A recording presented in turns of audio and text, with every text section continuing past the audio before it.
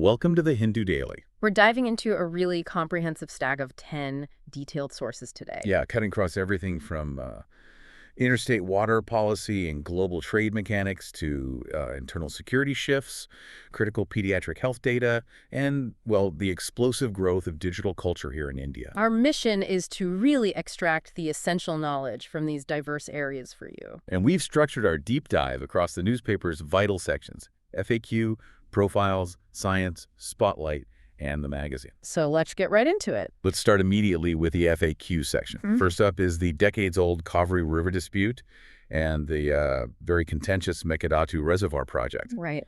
Just last week, Karnataka decided to submit a revised detailed project report, or DPR, to the central authorities. And the timing on this is critical. It's because the Supreme Court just recently cleared a major roadblock. Okay. On November 13th, the court termed Tamil Nadu's challenge to the project as premature. Premature, right. So what does that actually mean in practice? Well, it essentially compels the Cauvery Water Management Authority, the CWMA, and the Central Water Commission to finally begin the technical examination of Karnataka's proposal. So it moves it out of the courtroom and into the hands of the experts? Exactly. It shifts the discussion from the courts to the negotiating table, but a table that's backed by hydrological data and engineering specifics. Okay, so let's unpack what Karnataka is actually proposing here. This sounds like a massive project. It's huge. A 9,000 crore rupee balancing reservoir planned near the Karnataka-Tamil Nadu border. It's about 100 kilometers from Bengaluru. And its purpose? It aims to impound 67.16 thousand million cubic feet,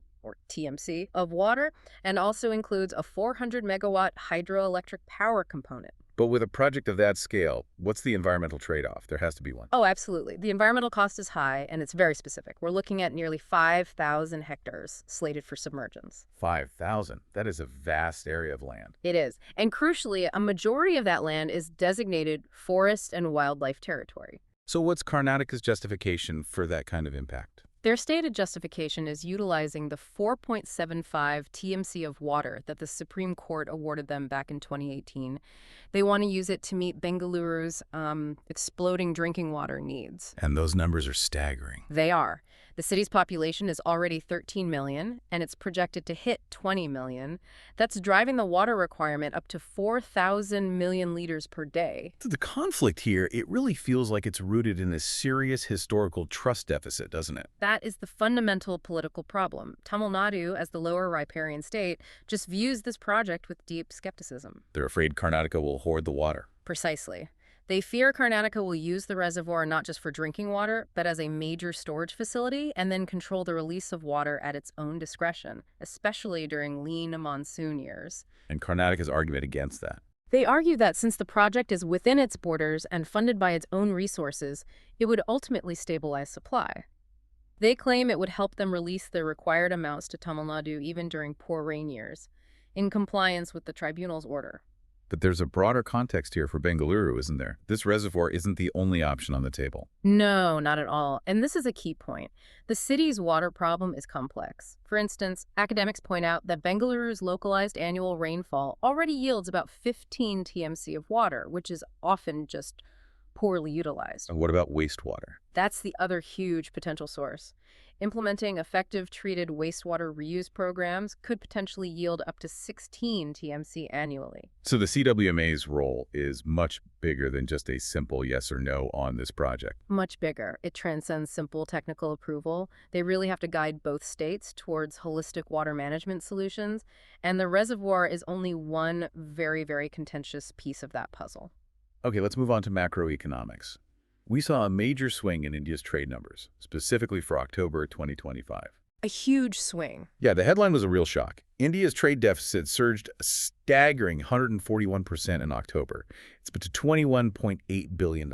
It sounds catastrophic, doesn't it? That sort of jump usually signals some fundamental economic distress. But when you peel back the layers... The underlying story is far more nuanced. It reveals both resilience and a significant cultural anomaly. Okay, let's start with the exports then. So total exports actually shrank only marginally by 0.7%. Now, merchandise exports did suffer a sharp 11.8% drop to $34.4 billion, and that is worrying. But services exports were the counterweight here. A major counterweight. They grew robustly at 11.9%. And crucially, the long-term trend seems to support this resilience, especially in services. Absolutely. If you look at the April to October period, total exports were still positive. They grew 4.8%. So what's driving that 11.9% growth in services specifically? It's concentrated primarily in those knowledge-based sectors. So information technology, IT, business process outsourcing, BPO, and global business services.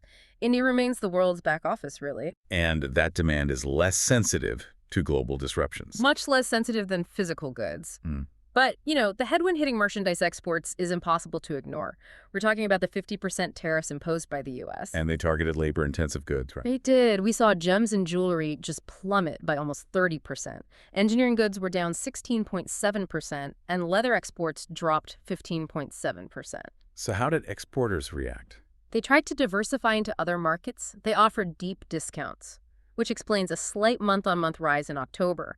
But year-on-year, exports to the U.S. were still significantly lower. Okay, so if services exports were mitigating some of that damage, what on earth drove imports high enough to inflate the deficit by 141%?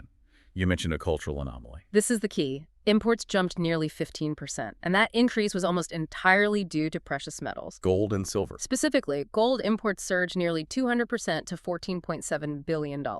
And silver imports, they grew 530%. And the reason for that spike is? It's purely temporal. The entire Dhanteras and Deepawali festival period fell within October this year. Oh, okay. And India's profound cultural and, religious affinity for purchasing precious metals means demand becomes almost inelastic during that window, regardless of the global price?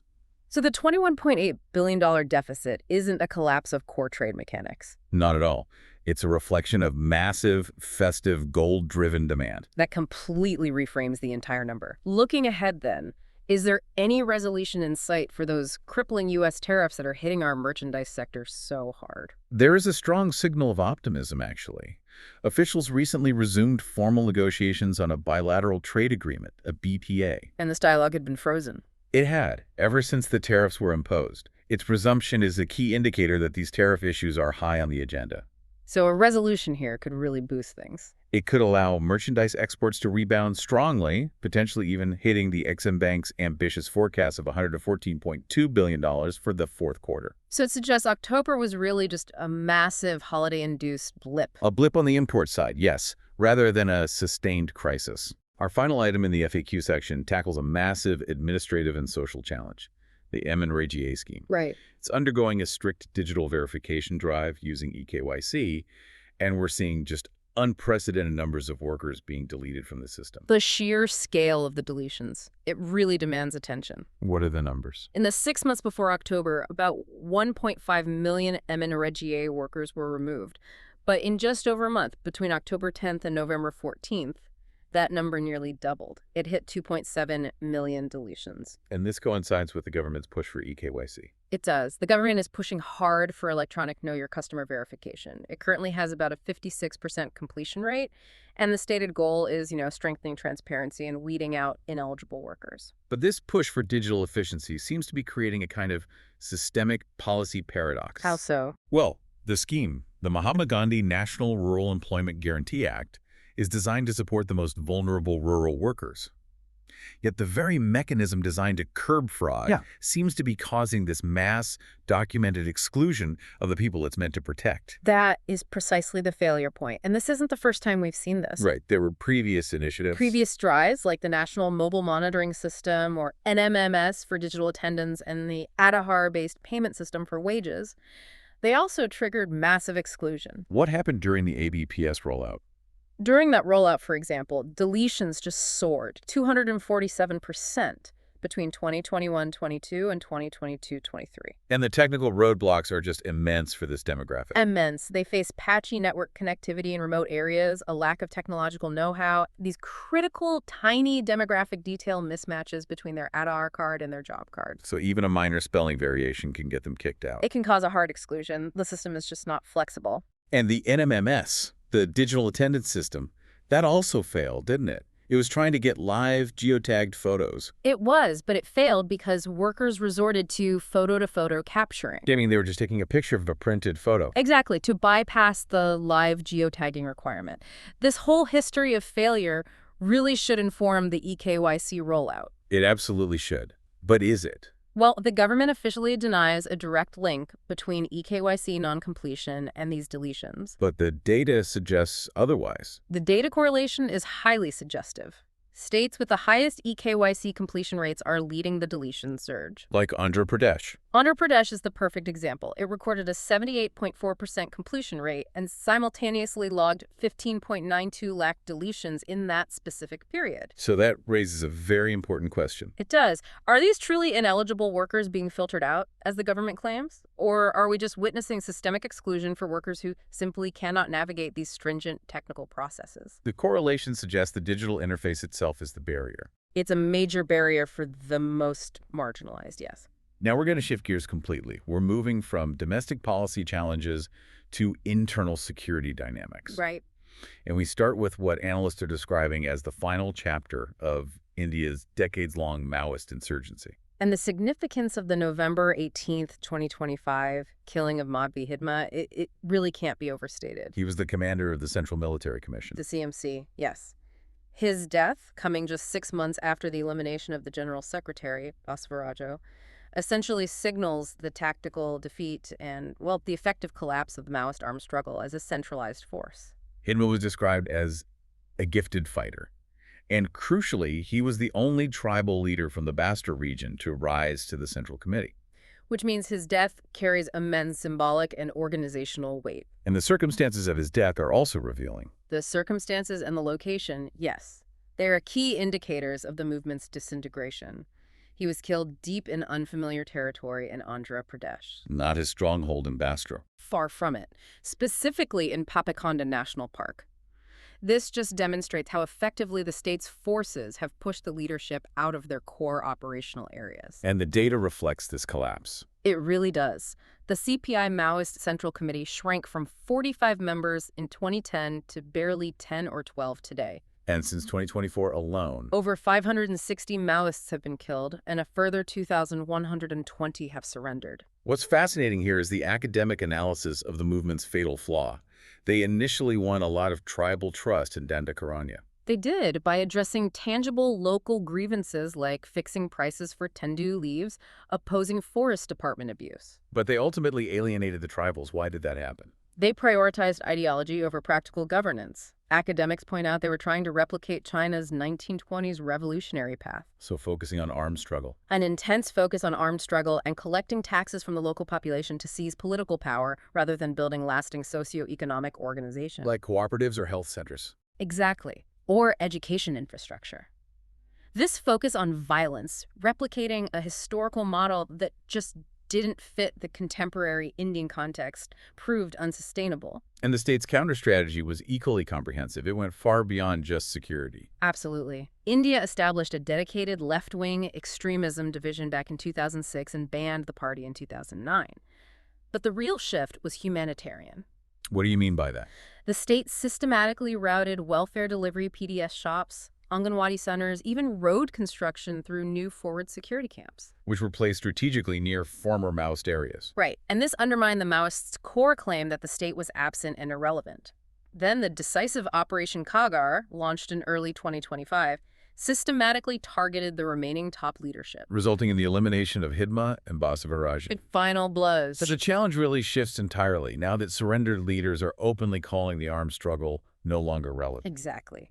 The government can declare victory in the security operations, but the enduring task is ensuring welfare-minded tribal integration. Which means addressing the core grievances that fueled the movement in the first place. Poverty, land rights, access to resources, all of it.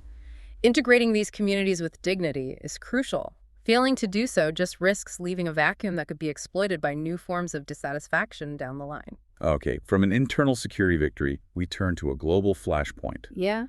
The ongoing war in Ukraine. A very different kind of conflict. And the brutal geopolitical calculation presented by the 28-point Trump administration peace plan. President Zelensky summarized this dilemma as a choice between either loss of dignity or the risk of losing a key partner. That statement just perfectly captures the absolute gravity of the deal being offered. And the plan aims for peace by acknowledging the facts on the ground. Which is a diplomatic way of saying the painful reality that Russia currently controls over 20% of Ukraine's pre-2014 territory, including Crimea. Let's detail the difficult territorial cost Ukraine would have to accept under this plan. Well, Kyiv must formally recognize Crimea, Luhansk, and Donetsk as de facto Russian territories. And what about Kherson and Zaporizhia? The plan mandates freezing the current line of contact there, which would cement the current Russian gains in those key southern regions. And in return, Russia agrees to relinquish territory seized elsewhere, outside of those 5 oblasts.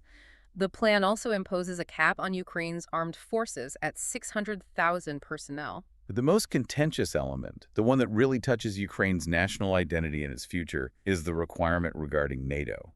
It's an absolute non-negotiable requirement. Ukraine must completely relinquish its NATO aspirations. So not only does Kyiv have to enshrine that in its own constitution, But the NATO bloc itself must adopt a statutory provision explicitly prohibiting future Ukrainian membership. It is the cornerstone concession for peace. so what incentives are being provided to Russia to make this peace sustainable? Moscow gets massive economic and diplomatic incentives. The plan offers Russia comprehensive reintegration into the global economy, the lifting of most major sanctions. And even a potential path back to the G8. Yes. In exchange, Moscow must formally enshrine a non-aggression policy into its own national law.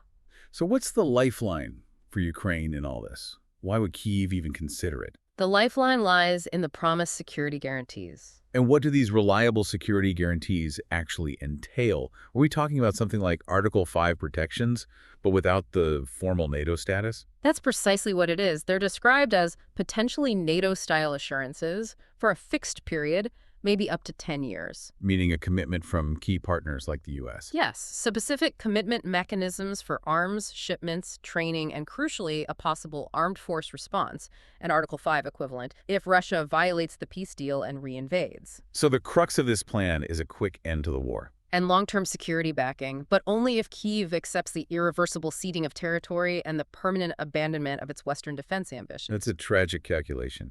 Security today versus national dignity and long-term sovereignty. A truly impossible choice. Let's turn now to some critical health and technological insights. We'll start with a major piece of research that fundamentally shifts the risk calculation around pediatric COVID-19 and vaccination. This is a really important one. It's a comprehensive UK study published in the Lancet Child and Adolescent Health. And the scale is massive. A multi-year, population-based cohort of nearly 14 million individuals under 18. So the conclusions are pretty definitive. They are. For years, the debate around vaccinating children was, very cautious. It was often focused disproportionately on the rare, short-term risk of vaccine-induced heart issues. But this study finally compared that risk directly against the danger from the infection itself. And the results are stark. The danger of COVID-19 infection far, far outweighs the vaccine risk. Okay, let's detail the specific infection danger. What did they find about children and adolescents in that first week after a COVID diagnosis? The risks across all outcomes were substantially higher compared to their uninfected peers. Systemic inflammatory conditions, specifically MIS-C. Multisystem inflammatory syndrome in children. Right. The risk for that was nearly 15 times higher. And cardiac inflammation myocarditis and pericarditis was 3.5 times higher immediately after infection. And this wasn't just a short-term blip, was it? The study highlighted significant lingering risks. Correct. And this is a pivotal finding. The risks of venous clotting and cardiac inflammation remained significantly above the baseline for up to a year after the infection. A whole year. It underscores the potential for sustained immune dysregulation and endothelial injury caused by the virus itself, not just the acute phase of the illness. So now let's compare that really profound risk profile to the vaccination outcome. What did the study find there? Vaccination was associated with only one notable short-term effect, a mild increase in the risk of myocarditis. And that peaked only in the first week. Only in the first week after the jab, at about 6 times the average rate. But crucially, that risk quickly dissipated by the 4th week. And the cases were mild. Consistently reported as mild and self-limiting, requiring minimal intervention. So when the researchers calculated the absolute excess risk, that really solidified the pivot away from caution, didn't it? It provided the definitive comparison. The absolute conclusion is that a child was approximately 3 times more likely to develop cardiac inflammation following a COVID-19 infection than after receiving the vaccination. The infection is just the greater danger. A higher, more prolonged, and more varied risk to the cardiovascular and immune systems. This evidence is a powerful tool for public health policy. Okay, shifting gears completely now, let's discuss internet infrastructure. Right. The recent major outage experienced by Cloudflare exposed just how intensely the modern web depends on a handful of single providers. It really highlights a profound centralization risk. It really does. Cloudflare isn't just a company, it's a foundational pillar of the modern internet's architecture. They operate at the edge. Meaning they sit between you, the user, and the website's origin server. They have hundreds of data centers in over 100 countries. And the volume they handle is just mind-boggling. An astounding average of 81 million HTTP requests every single second. So they're essentially the world's most ubiquitous reverse proxy and CDN. They make every click faster and safer. Exactly. And the scale of their dominance is startling.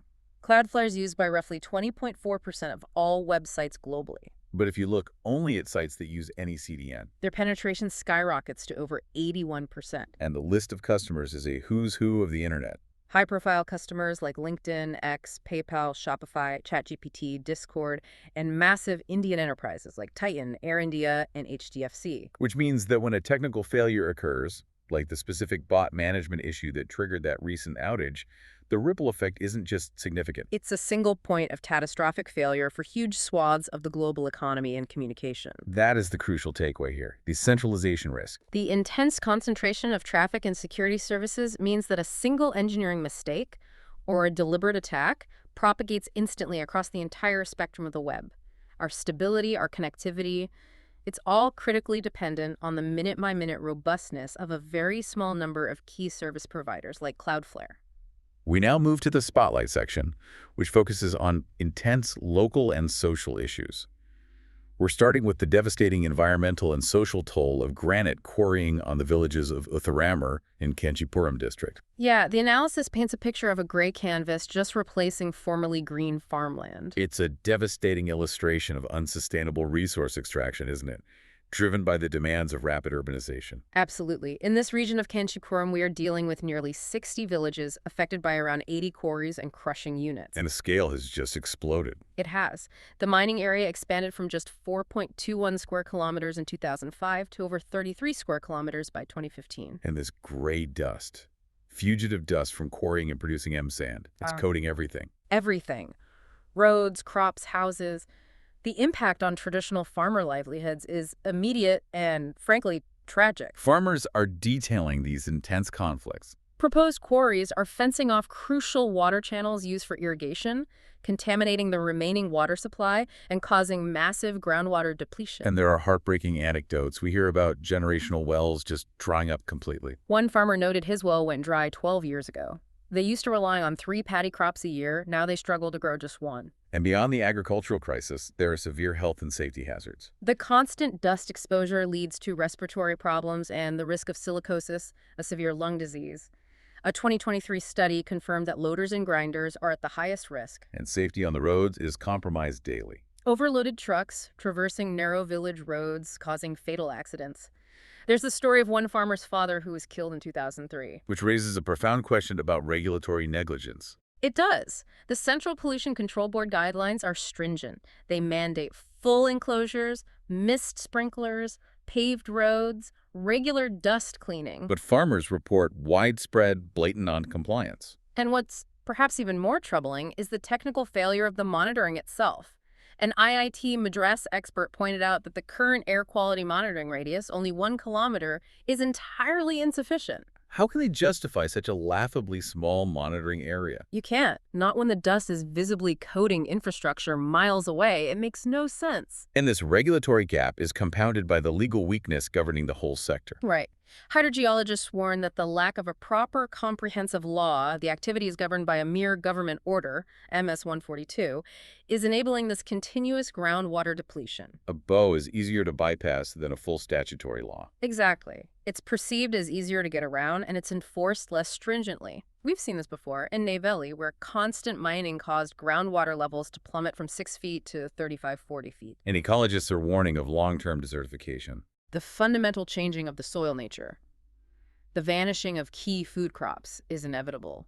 The land is essentially going bald. But here's the profound dilemma facing the administration. Since traditional river sand mining is banned across much of the state for environmental reasons, rock mining is really the only feasible alternative. For sand, gravel, and blue metal, materials essential for construction. Essential to keep the state's massive construction sector from seizing up. The National Green Tribunal has recently intervened, directing the TNPCB to enforce stricter compliance and penalties. But the state is still caught between the environment and infrastructure demands. A very difficult position. Our second spotlight topic addresses a deeply troubling social and legal issue: the systemic consequences of cow vigilantism, violence, and the economic collapse of the traditional meat trade in Maharashtra. This article uses specific tragic cases to illustrate the human cost. Take the case of Rafiq Tamboli. He was an onion and potato seller who also drove a tempo transporting meat in 2021. Right.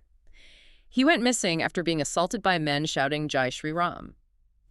And despite clear evidence of the assault, the police initially filed only a missing person report. Not an FIR against the attackers. Not until the Bombay High Court intervened in 2024 to compel them to act on the attack itself. And the tragic lynching of Afan Ansari in 2023 near Nashik, which was live-streamed, just underscores the brutality. It does.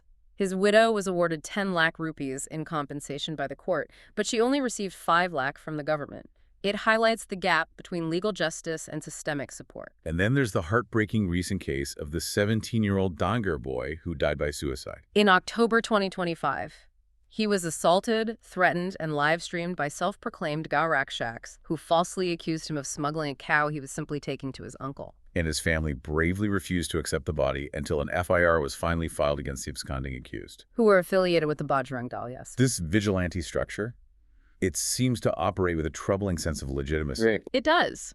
These self-proclaimed cow protectors claim authorization under the 1976 Preservation Act. They often use High Court-appointed ID cards. Even though the High Court ceased monitoring that committee back in 2008. So they're conferring this undue authority upon themselves in the absence of any actual state power. And while they vehemently deny violence, their actions directly lead to these severe extrajudicial consequences. And the economic consequences are just devastating. The ancestral meat trade is under siege. In Uthiramerur, for instance, there were 70 meat shops. Now barely 15 remain operational.